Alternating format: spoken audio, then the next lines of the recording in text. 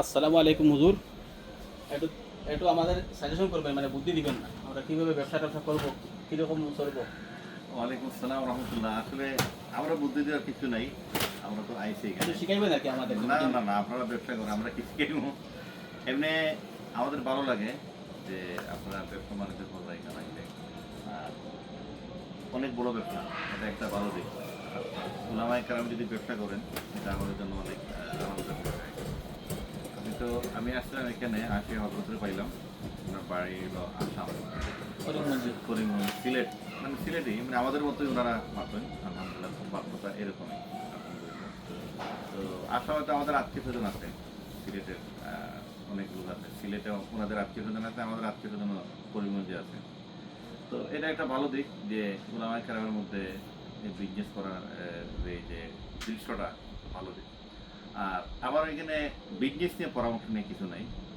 আমার একটা বক্তব্য বলবো যে সম্ভবত আমাদের আলোচনা যারা শুনবে এরা সিলেটি ভাষায় মানে এক্সপার্ট হয়ে যায়। সেটা হচ্ছে যে আমেরিকার একজন বিজনেসম্যান, ওনার 13,000 কর্মী আছে, ব্যবসায়িক কর্মী। তো ওনার কাছে গিয়েছিল একজন বইয়ের লেখক, সাংবাদিক লেখক, যে আপনার এত লোক, এত ওনার চেইন শপ আছে, একটা না অনেকগুলো শপ আছে, তো এটার বিজনেসের মূলে মানে আপনার সাফল্যের কাহিনী কি? তো তাই কইলে যে আমার সাফল্যের কারণ রাসূলুল্লাহ সাল্লাল্লাহু আলাইহি ওয়াসাল্লামের হাদিসটা কি? রাসূলুল্লাহ সাল্লাল্লাহু আলাইহি ওয়াসাল্লাম বলছেন যে তোমরা মেহমানের কদর করো। উনি বলতেছে আমার এখানে যত কাস্টমার আসে সবাইকে আমি মেহমান হিসেবে গ্রহণ করি, নট কাস্টমার হিসেবে।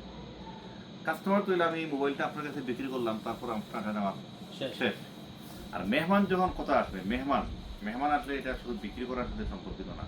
মেহমান আসলে আপনার মেহমানের কদর করা, মেহমানের ইজ্জত করা, মেহমানের সাথে কথাবার্তা আদবের সাথে বলা, তার হক পুরোপুরি আদায় করা, মেহমানের যতগুলো আছে সবগুলো। এবং এই ক্ষেত্রে তিনি বললেন যে রাসূলুল্লাহ সাল্লাল্লাহু আলাইহি ওয়াসাল্লামের কাছে একজন ইহুদি আসছিল, রাতে ঘুমাইছে মেহমান হিসাবে, সকালে সে বিছনা পায়খানা চলে গেছে। অনেক দূর যাওয়ার পর শোনা হয়েছে তার একটা তরবারি ফেলে আসছে, যে আবার ফিরত আইছে। আবার ফিরত হওয়ার পর সে তো ধরেই নিচ্ছে রাসূলুল্লাহ সাল্লাল্লাহু আলাইহি ওয়াসাল্লাম এখন আমার মনে গালাগালি করবেন বা বকা দিবেন। সে দেখে রাসূলুল্লাহ সাল্লাল্লাহু আলাইহি ওয়াসাল্লাম বিছানা হিসাবে সুন্দর করে তার জন্য অপেক্ষা করছেন, এবং দেখার কোনো কি ব্যাপার, তুমি আমরা লাকিয়ে চলে গেলে, আমরা মেহমানদের যে কোনো কসুর হয়েছে কিনা।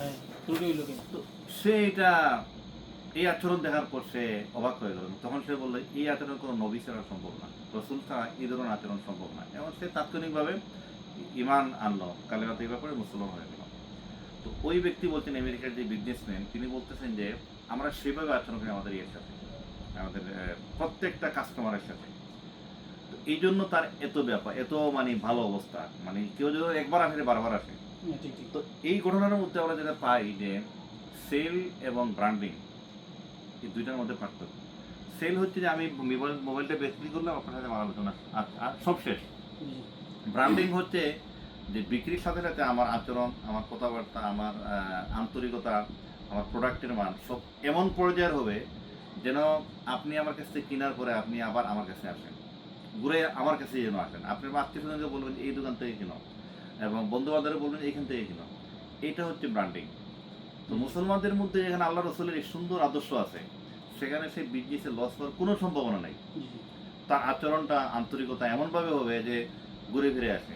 যেমন এখানে আপনার এখানে দেখলাম যে এই বুড়া মানুষ আসছে, আমাদের সাইকেল এখানে দেখলাম, যদিও বুঝলাম যে ওনার কাছ থেকে যারা কিনে বারবার আসে, ওনার কাছে ঘুরে ফিরে আসে।